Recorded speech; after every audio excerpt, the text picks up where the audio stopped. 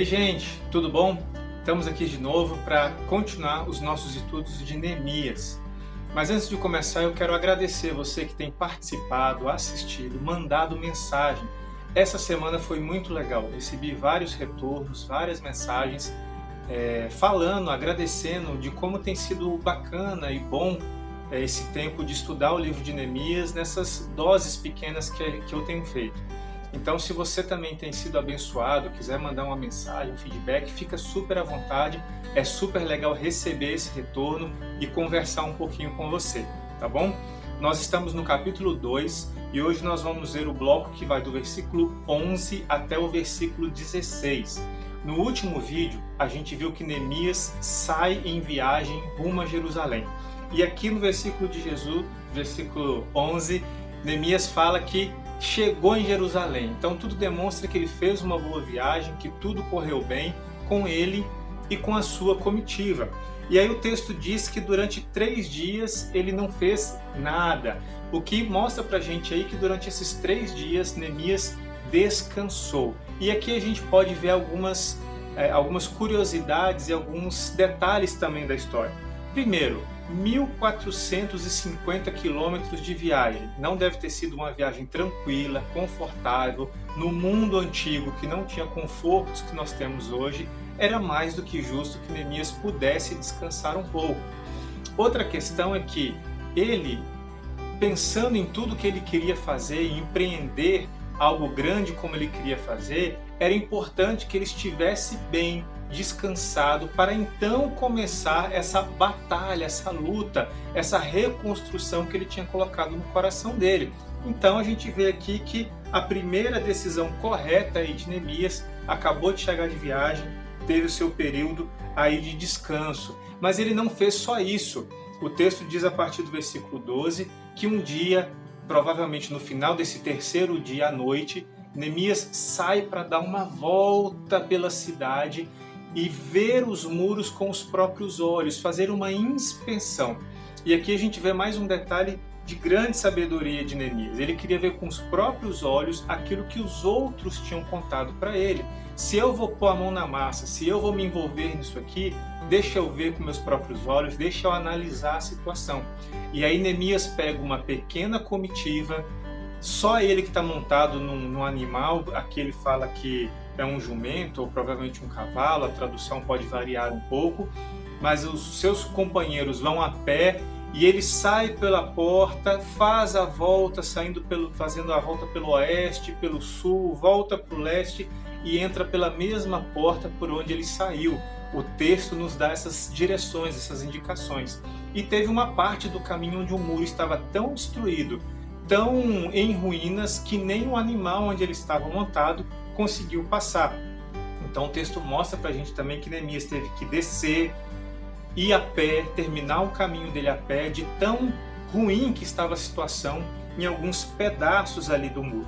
E aí que a gente vê mais uma vez Neemias dando um bom exemplo de um bom líder, mas também de uma boa pessoa, como a gente tem aprendido com ele.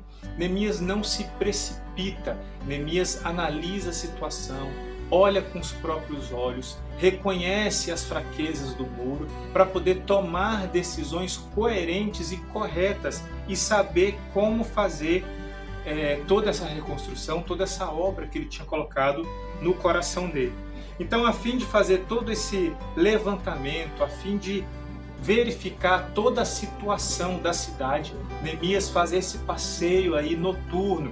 E interessante que em 2, talvez mais pontos aqui, e mais de uma vez, Neemias deixa claro que ele sai calado, sem falar nada para ninguém, sem fazer alarde sobre o que ele está fazendo.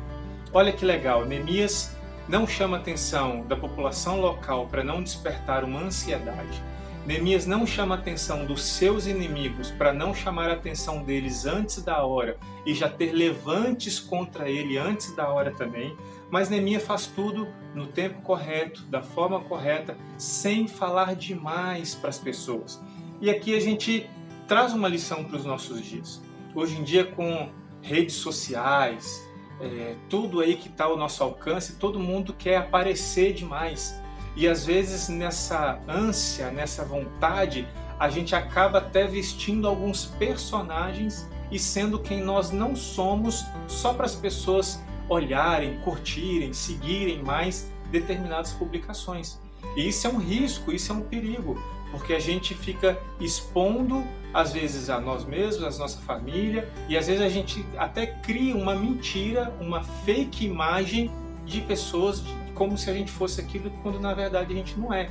Então a gente precisa se avaliar também com relação a isso. Será que eu não ando falando demais sobre as coisas que Deus tem pedido para eu fazer ou falar, quando na verdade eu devia estar mais quieto, tratar diretamente com determinada pessoa e deixar que as coisas aconteçam sem ficar fazendo alarde, sem ficar chamando atenção?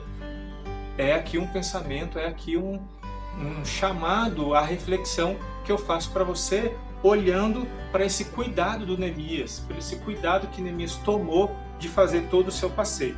E aí no versículo 16 desse bloco que nós vamos terminando aqui, Neemias fala que não declarou o plano dele, o propósito de estar ali, enquanto ele não viu com os próprios olhos o muro. Então Neemias queria ver, entender, pensar e planejar em como agir, antes de que as pessoas ficassem já imaginando ou tentando adivinhar o que Neemias fosse fazer, ou tentando dar sugestões, ou tentando incentivar ele de alguma forma, estimular ele, antes que ele mesmo pudesse tomar as suas decisões. Então a gente vê aqui mais alguns exemplos de sabedoria e discernimento de Neemias. E o meu chamado, o meu desafio para nós nessa semana é que a gente possa orar a Deus por sabedoria e discernimento diante de todas as situações que Deus tem colocado ao nosso redor, para nós sabermos como agir e como nos posicionar. Eu espero que você esteja sendo abençoado e eu te vejo aqui na semana que vem. Um grande abraço, fique com Deus.